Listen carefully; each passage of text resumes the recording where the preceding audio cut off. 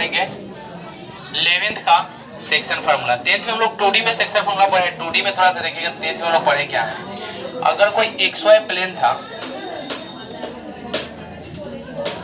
XY plane पे क्या करते थे, कोई P पॉइंट दे देता था x1, y1 एंड अगर कोई Q पॉइंट दे देता था x2, y2। इसको डिवाइड करने वाला पॉइंट M, इसको M रेशियो या इसको डिवाइड करने वाला पॉइंट कुछ और मान लीजिए, मान लेते हैं R, इसको M रेशियो N में डिवाइड करता था। तो इसका हम लोग सेक्शन फार्मूला कैसे निकालते थे, क्या करते थे, इस x एक्सिस पे P से एक परपेंडिकुलर लाइन ड्रॉ कर देते थे, R से एक परपेंडिकुलर लाइन ड्रॉ कर देते थे और Q से एक लाइन परपेंडिकुलर ड्रॉ कर देते थे x एक्सिस पे।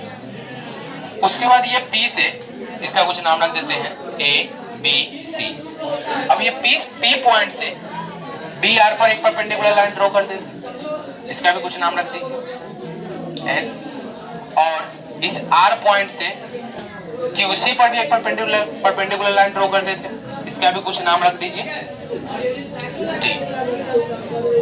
अगर हम लेट मान ले क्या कि दो ट्रेंगल, ये जो ट्रेंगल आप देख रहे हैं ट्रेंगल RPS और ट्रेंगल RQT, ये दोनों ट्रेंगल सिमिलरिटी है। सिमिलरिटी मतलब समरूप है।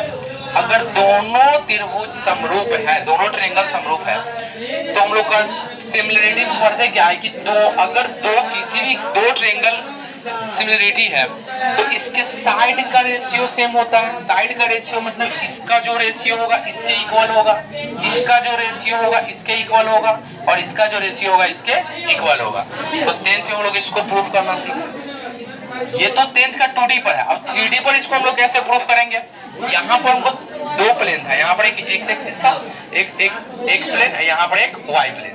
अब हम लोग इस यहाँ पर क्या करेंगे, 3D पढ़ रहे हैं तो तीन प्लेन बनाएंगे। देखिए क्वेश्चन में बोला कि हमको प्रूफ करने के लिए बोला क्या, लेट P का कोई पॉइंट दे दिया x1, y1, z1 and Q का कोई पॉइंट दे दिया x2, y2, z2 be 2 point and let ये जो P पॉइंट है जो डिवाइड कर रहा है दोनों पॉइंट को x, y, z be a point on PQ dividing in the ratio M ratio N। इसको जो P पॉइंट डिवाइड कर रहा है वो M रेशियो N के अनुपात में बांट रहा है। तो यहाँ पर आइए देखेंगे इसको प्रूफ कैसे करते हैं।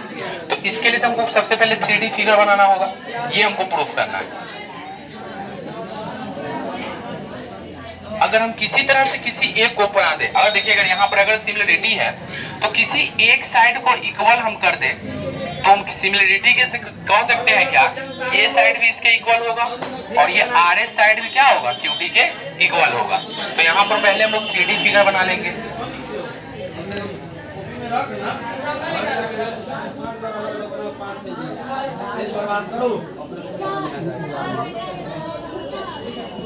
ये हमारा हो गया x एक्सिस, ये हमारा हो गया y एक्सिस और ये हमारा हो गया z एक्सिस। अब इसमें क्या करेंगे, अगर कोई दो पॉइंट है, ये हमारा P पॉइंट हो गया और ये हमारा Q पॉइंट हो गया। P पॉइंट हो गया क्या, x1, y1, z1 एंड कोई Q पॉइंट हो गया x2, y2, z2। तो इसको डिवाइड करने वाला पॉइंट क्या है, ये जो P है इसको हम R बना देते हैं। इसको डिवाइड करने वाला पॉइंट हमारा क्या है, R है। और ये जो R है इसका पॉइंट दिया है x, y, z। इसको जो डिवाइड कर रहा है M रेशियो N में। तो M रेशियो N में डिवाइड कर रहा है तो इसमें हम x का वैल्यू, y का और z का कोऑर्डिनेट कैसे निकालेंगे, देखेंगे सेम स्टोरी जैसे हम लोग 2D में किए हैं 3D में भी सेम करेंगे। एक P से एक परपेंडिकुलर लाइन ड्रॉ कर देंगे, ध्यान से देखिएगा, एक P से एक परपेंडिकुलर लाइन ड्रॉ कर देंगे, एक R से भी परपेंडिकुलर लाइन ड्रॉ कर देंगे।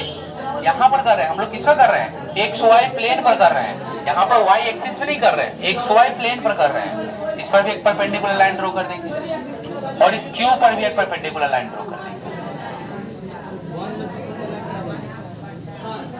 इसका कुछ नाम रख देते हैं, L, M,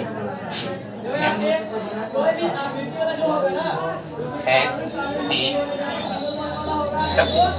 अब देखिएगा यहाँ तो एस टी यू हो गया, अब इस बी पॉइंट से आर टी पर यहाँ पर एक परपेंडिकुलर लाइन ड्रॉ कर देते हैं और इस आर पॉइंट से क्यू यू पर एक परपेंडिकुलर लाइन ड्रॉ कर देते हैं। या इसी को हम इसको दो तरह से बना सकते हैं, या तो क्या करते हैं इसी लाइन को थोड़ा सा और बढ़ा देते हैं।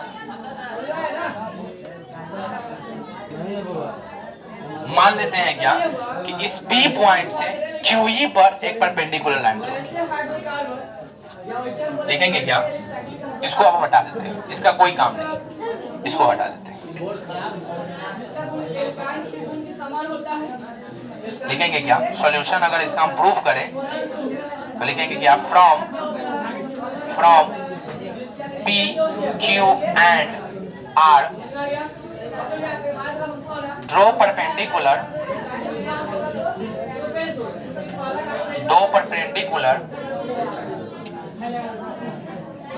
पीएस कॉमा पीएस तो हो गया, कॉमा क्या क्यूई एंड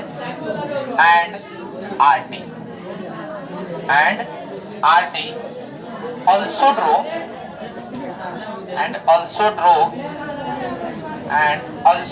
ये जो पी पॉइंट से हम लोग ड्रॉ किए ना, इसका भी कुछ नाम रख देते हैं। एक्स तो ऑलरेडी है ये, इसका भी कुछ नाम रख देते क्या ए। तो पीए जो परपेंडिकुलर लाइन ड्रॉ किए हैं, ये जो हमारा पीए परपेंडिकुलर लाइन ड्रॉ किए किस पर किए हैं क्यू पर, इतना हम लोग किए। चलिए इतना हम लोग अब प्रूफ करते हैं। अगर हम ये क्या बता दें कि ये ट्रायंगल यहाँ पर दिखेगा, दो ट्रायंगल आपको दिख रहा होगा, एक तो ये बड़ा वाला ट्रायंगल है, एक ट्रायंगल हमारा क्या है पी क्यू ए, या इसको हम ऐसे भी लिख सकते हैं क्या क्यू पी ए। एक ट्रायंगल तो ये बड़ा वाला दिख रहा होगा आप लोगों को क्यू पी ए, और एक ट्रायंगल क्या है यहाँ पर देखिए एक छोटा वाला भी तो है ना आर पी, यहाँ भी कुछ नाम रख दे, इसका नाम रख देते हैं ओ। तो यहाँ एक और ट्रायंगल है, उस ट्रायंगल का नाम क्या हो जाएगा ओ। देखिएगा यहाँ पर दो ट्रायंगल, एक तो ये बड़ा वाला ट्रायंगल आप लोगों को दिख रहा है, एक ट्रायंगल क्या है क्यू पी ए, एक छोटा वाला ट्रायंगल हमारा क्या है आर पी ओ। तो अगर ये दोनों सिमिलरिटी मतलब दोनों समरूप है, अगर इस दोनों ट्रायंगल को हम लोग क्या मान लिए कि ये दोनों ट्रायंगल आपस में क्या है सिमिलरिटी है, मतलब आर पी ओ सिमिलरिटी है, तो ये साइड इसके रेशियो के इक्वल होगा, ये साइड इसके रेशियो के, पूरा जो रेशियो है, जैसे अगर ओपी अगर हमको निकालना हो, ओपी का साइड जो होगा पीए रेशियो के इक्वल होगा और आरओ जो होगा क्यूबी रेशियो के इक्वल होगा। अगर दोनों ट्रायंगल को हम लोग क्या मान लेंगे, दोनों ट्रायंगल आपस में क्या है सिमिलरिटी, तो सिमिलरिटी है तो ये ट्रायंगल यह जो साइड होगा, तो इसको देखिएगा क्या इस साइड को हम लोग ऐसे लिख सकते हैं आर ओ अपॉन में क्या क्यू ए इक्वल टू, क्योंकि साइड का रेशियो इक्वल होता है तो इसको हम ऐसे भी लिख सकते हैं पी आर अपॉन में क्या पी ए, ये पी क्यू है, सॉरी पी क्यू। तो इस दोनों अगर इस तरह से एक साइड हो गया, दो साइड हो गया, तीसरा साइड भी इक्वल होगा, तो हम अगर दो साइड आपस में इक्वल करते तो किसी सिमिलरिटी में क्या होता है कि अगर किसी ट्रायंगल के किसी दो साइड का रेशियो जो होता है अगर सेम हो तो तीसरा साइड भी ऑटोमेटिक इक्वल होता है, ये हम लोग जानते हैं सिमिलरिटी में। तो अगर इस दोनों में किसी एक का हम निकाल दें, जैसे अगर सिमिलरिटी है अगर x का निकाल दे या y का निकाल दे या z का निकाल दे, किसी एक का निकल जाएगा तो सिमिलरिटी के मेथड से लगाकर हम तीनों को इक्वल कर सकते हैं। तो यहाँ पर देखिएगा अगर हमको यहाँ से यहाँ तक का डिस्टेंस x1 है, यहाँ से यहाँ तक का डिस्टेंस x2 है, ये तो हमारा x है और ये हमारा क्या है, ये जो z एक्सिस ऊपर में हमारा क्या है z एक्सिस है, तो यहाँ से यहाँ तक का जो डिस्टेंस होगा, ये जो हमारा एक्सिस है यहाँ से यहाँ तक का डिस्टेंस क्या होगा z1 होगा। जब ये z1 है, पूरा हमारा क्या है z है, तो यहाँ से यहाँ तक का भी डिस्टेंस z1 होगा और यहाँ से यहाँ तक का भी डिस्टेंस क्या होगा z1 होगा। और ये पूरा डिस्टेंस हमारा क्या है, देखिए ना z y प्लेन पे, तो पूरा डिस्टेंस हमारा क्या है z2 है। तो अगर हमको इतना डिस्टेंस हमको पता क्या है AU और QU, तो अगर हमको AQ निकालना हो तो क्या करेंगे, यहाँ पर देखिएगा AQ निकालने के लिए क्या करेंगे, क्यू यू में से क्या करेंगे, ए यू को घटा देंगे। अरे तभी तो ए क्यू निकलेगा ना। तो ए क्यू निकालने के लिए हम क्या करेंगे, इस पूरे में से इतना को हटा देंगे। अगर हम सब्ट्रैक्ट कर दें तो हमारा इतना निकल जाएगा, निकल जाएगा नहीं निकल जाएगा। तो अब देखो अगर पूरा हमारा क्या है Z2 है तो ए क्यू इक्वल टू क्या हो जाएगा, क्यू यू। क्यू यू हमारा क्या है, Z2 है, और ये हमारा माइनस क्या है, ये तो हमारा Z1 है ना, तो माइनस क्या Z1। चलिए इसका तो निकाल लिया। अब इसका अगर हम निकाले OR की बात करें तो यहाँ से यहाँ तक का डिस्टेंस हम लोग अभी पढ़े कि यहाँ से यहाँ तक का डिस्टेंस भी क्या है, Z1 है। मान लेते हैं और नीचे तक मतलब हमारा यहाँ से यहाँ तक का डिस्टेंस क्या है, Z1 है, और ये पूरा जो डिस्टेंस हमारा क्या है, Z है। अगर ये डिस्टेंस हमको निकालना हो, OR निकालना हो, तो OR निकालने के लिए क्या करेंगे, RT में से OT को घटा देंगे। RT में से OT को क्या करेंगे, घटा देंगे, तो OR निकल जाएगा ना। तो OR निकाले RT हमारा पूरा क्या है, देखिएगा RT हमारा पूरा Z है और OT जो है हमारा क्या है, Z1 है।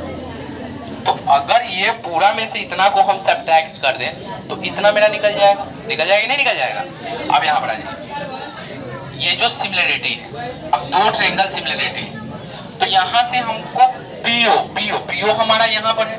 अरे PO देखो ना, हमको निकालना क्या है, PO इक्वल टू क्या लिखे, QA। कहाँ गया, हाँ PO ये सॉरी PO नहीं होगा यार, QA है ना, तो ये हमारा RO होगा, क्योंकि ये साइड का रेशियो इसके साइड के रेशियो दोनों का इक्वल होगा ना।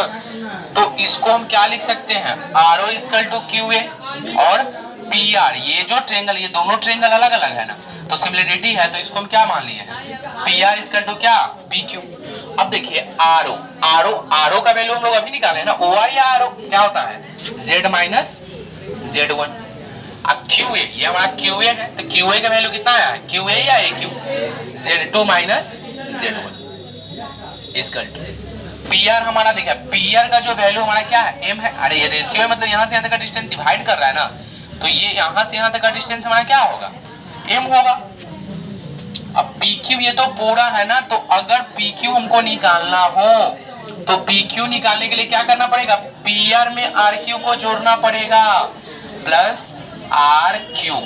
तो PR हमारा क्या है M, RQ हमारा क्या है N। तो इसको हम लोग क्या लिख सकते हैं, M प्लस N। अब थोड़ा सा ऊपर देखिएगा, यहाँ पर आ जाइए।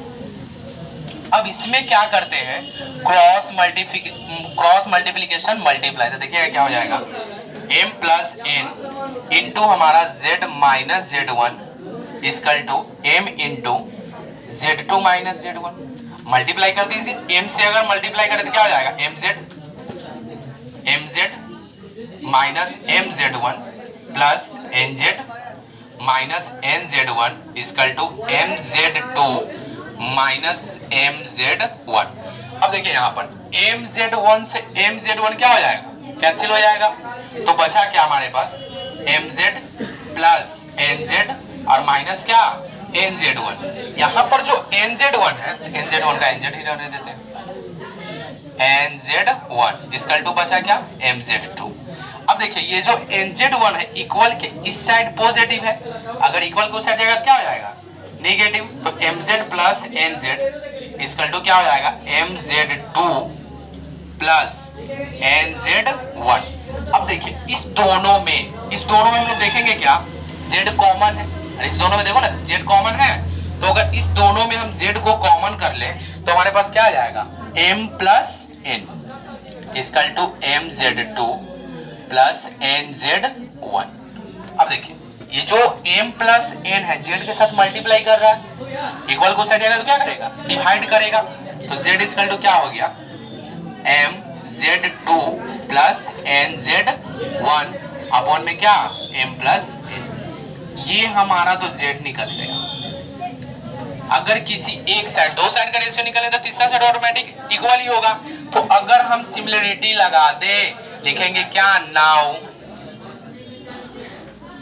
सिमिलरिटी अगर हम लगा दे, अगर हम सिमिलरिटी लगा दे तो सिमिलरिटी में क्या हो जाएगा, x equal to mx2 plus nx1 upon में क्या, m प्लस n और y equal to my2 plus ny1 upon में क्या, m plus n and z equal to, and यहाँ पर देखिएगा z equal to, and z equal to क्या हो जाएगा, ये तो z हम लोग निकाले हैं ना, mz2 प्लस nz1 अपॉन में क्या m प्लस n। तो इस तरह से हम किसी भी सेक्शन फॉर्मूला को प्रूव कर सकते हैं। और अगर कभी कभी क्या, अगर इस पर क्वेश्चन देखें तो अगर करेगा क्या, ये 2 पॉइंट आपको दे देगा रेशियो, ये जो पॉइंट डिवाइड करेगा उसका रेशियो दे देगा, और बोलेगा क्या, इसका वैल्यू निकाले, मतलब इस r का कोऑर्डिनेट निकाले। तो r का कोऑर्डिनेट निकालने के लिए देखिए ना, x यहाँ से निकालेंगे, y यहाँ से निकालेंगे और z यहाँ से निकालेंगे। तो इस तरह से हम लोग सेक्शन फार्मूला को प्रूव कर सकते हैं। इसको आप लोग जल्दी से जल्दी नोट कर लीजिएगा।